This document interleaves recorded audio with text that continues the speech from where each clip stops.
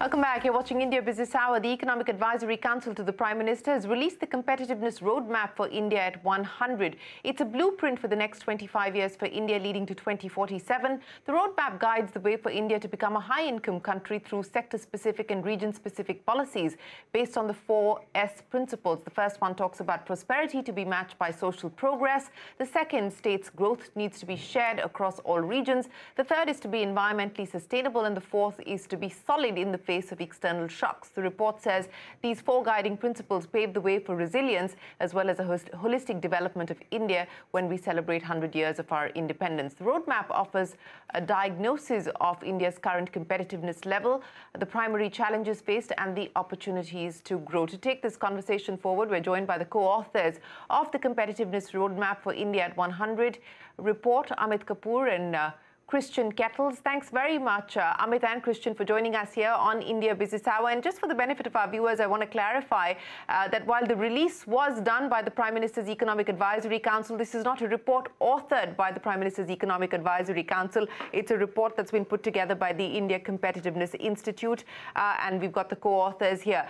Christian, let me start by talking to you about this aspiration of becoming a developed economy. And this was what the Prime Minister heralded in his Independence Day speech on the 15th of August when he spoke from the Red Fort, saying that we want India to be a developed economy by 2047. I'm looking at what your report says just to understand the distance that needs to be covered. You know, before we go from lower income to middle income and then to, of course, high income status, just to be able to get to high income, that means we need to become a $60 trillion economy, 20 times the size that we are today, and more than 2.5 times the current size of the US economy. So let's start with the diagnosis, Christian, because you have done the diagnosis and then the prescription. The diagnosis of where we currently find ourselves from this goal, this aspiration, this audacious milestone that the Prime Minister set out.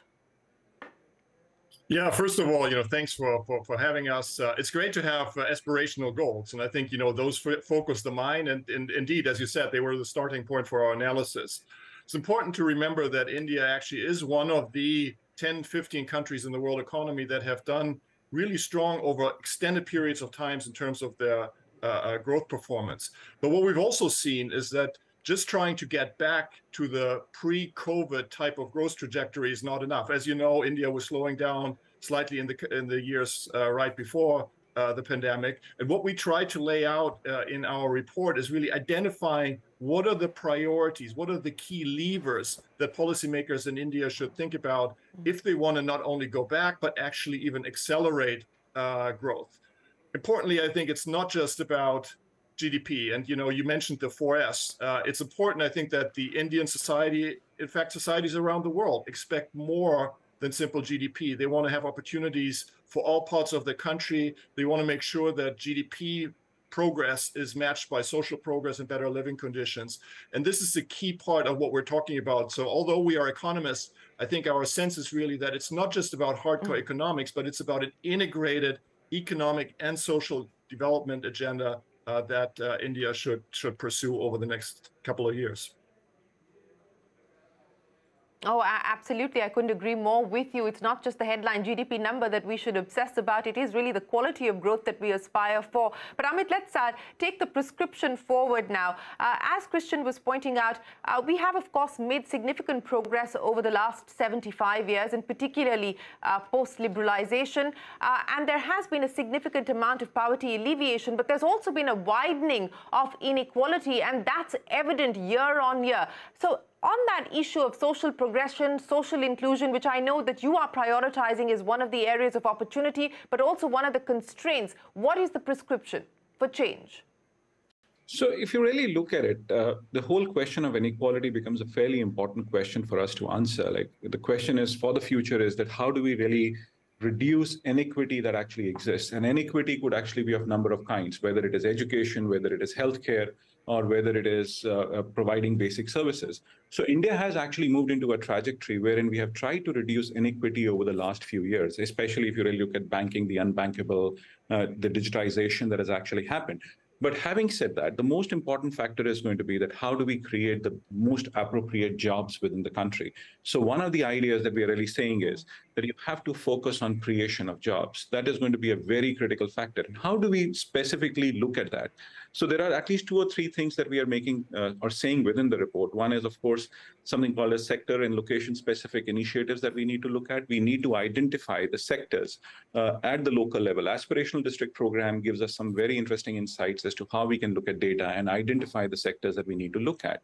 Enabling social policies, like wherein we make some effective transfers that actually happen. We are doing some effective transfers, but more will have to be done. More targeted approaches will have to be developed. The third thing is going to be strengthening the markets. Because we need more competition. Because if we have more competition, that means that we are actually going to be looking at more innovation, more ideas in terms of creating newer business models and things. And then having said that, the government will have to reduce what you would call as the cost of doing business. And then last but not the least is about competitive firms. If India needs to progress, we need to find a way to create far bigger set of enterprises than what we are really doing today. So you need to create that entrepreneurship thing or a ecosystem wherein we are able to create enterprises and cover that missing middle. We either have very small enterprises or we have very large enterprises. There is that missing middle, and we have to create a pathway for overcoming that missing middle that India faces. Yeah, I just want to pick up important points that you raised there, but I want to pick up on the first issue that you spoke of, and that was in the context of social inclusion and social progression. You said that some transfers are already happening. We do have the DBT scheme, for instance, but a lot more needs to be done. Now, put this into context of the current debate, Amit, on freebies and welfare, whether freebies are welfare or freebies are, populist vote-driving schemes that need to be restricted and need to be curtailed. So within the context of the current debate that we're having, when you talk about transfers, what kind of transfers do you believe we need to prioritize? So very clearly, when I say transfers, I'm not saying that you have to dole out the money. When we are saying transfers, or when we are saying that you need to focus on social sector, what we are saying is that you need to focus on, say, education. We need to focus on healthcare. These are the 2 very big areas. The question on education is that how do we strengthen our class 1 to 12 outcomes, because we really do know that if you really look at the NAS scores as well, the outcomes seem to be fairly low. So how do we improve those outcomes? Because there is a clear evidence that is available that higher education would lead to multiplier in income levels that people are seeing. The other thing is going to be how do we improve public safety? How do we actually improve the labor force participation for women? That is what we need to do. So the schemes are going to be reduce childhood poverty, improve your social infrastructure in terms of health, look at the education system, possibly provide childcare services so that people are able to go out and work. That is what needs to be done. It is not that you have to give out doles, you just have to give freebies to everybody. It is a question of strengthening the ecosystem that actually exists and that delivers. Yeah, and on the issue of bringing more women into the labor force, which has, of course, been declining year on year, we've just got the NCRB, the National Crime Records Bureau's data coming in for 2021, which again shows an increase when we talk about crimes against women. But Christian, I want to come back to the point that Amit was making about job creation, and that has to be a priority for a country like ours. We talk about our demographic advantage and our demographic dividend, but we need to ensure that we're actually doing much better on the jobs front. Now, servicization, that of course has been the story that will need to continue to be part of the story. Manufacturing, the hope is that with the schemes that the government has put in place, we will now start to see the share of manufacturing to GDP go up significantly. What do you make of both these pillars of opportunity? What's holding them back, and what more do you believe needs to be done? I think exactly as you said, these are 2 pillars and we must run on both of these pillars. I think there has been a traditional view that people looked at economic development and saw this mainly driven by an increasing share of manufacturing, so-called structural transformation. We've seen that in some of your East Asian neighbors that have been able to use manufacturing growth via exports to create a lot of jobs.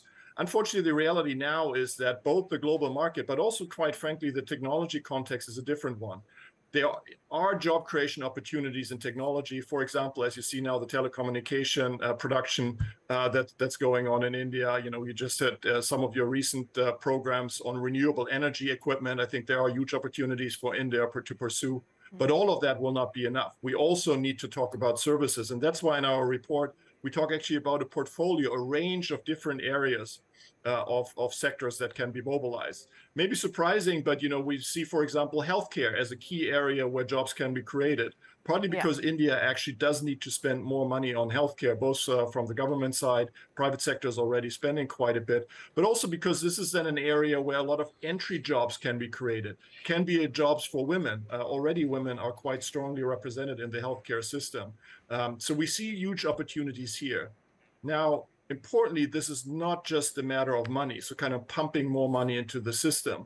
But what we point out is that you need to need to think about the regulatory environment, you need to think about the education system in order to enable processes in all of these sectors that can be competitive and that are matched with the type of capabilities that the Indian labor force brings to the table. What we see at the moment is, a red hot labor market for those that are very well educated, data scientists and so on. But we need to create better entry level opportunities for people that are not so well educated and helping them to getting on the conveyor belt and over time get stronger and stronger, more productive. And then quite frankly, be self-sustaining. That's the road to get people out of social dependency on government programs. It's not giving them simply money. We need that for people that are in dire straits now, but we want to give them a pathway so that they can earn their own money and actually have a future that they can be proud of and that they can aspire to. Right. Amit, I'm going to end with you. Speaking of a pathway, and while we are charting out the next 25 years, let me try and bring this back to the more immediate priorities. So over the next 5 years, Amit, off the glide path that you've suggested and prescribed in this report, what do you believe are the immediate priorities that the government ought to focus on? Two things which are exceedingly important that we need to actually focus on. One is that reducing the implementation challenge that we actually have. So India needs to improve the implementation quotient that we actually have. That should be the immediate priority. Government of India does spend a lot of money or allocate budget, but what do we see is that we actually end up having a fair bit of issue in terms of implementation that actually happens on ground. So we need to look at that. Improve the capacity within the government. In fact, we do mention in the report that we need to train the people on the idea of competitiveness, possibly look at how we can really push this roadmap at the level of states and ministries, and the guiding principles should be the focus in terms of really looking at it. And then, of course, if you really look at it, there is a huge set of ministries that India actually has, or huge set of departments. How do we rationalize those? Because interaction within the government should actually get enabled and be faster. Yes, and you've also proposed an India Competitiveness Council, which actually brings the centre as well as the states closer together to try and achieve some of the goals that you've spoken of in the report. Christian Ketels, Amit Kapoor, always a pleasure. Many thanks for joining us here on India Business Hour. Appreciate your time. And that's it then on this edition of India Business Hour. From all of us here, goodbye. Thanks for watching. Stay tuned. The news continues on CNBC-TV18.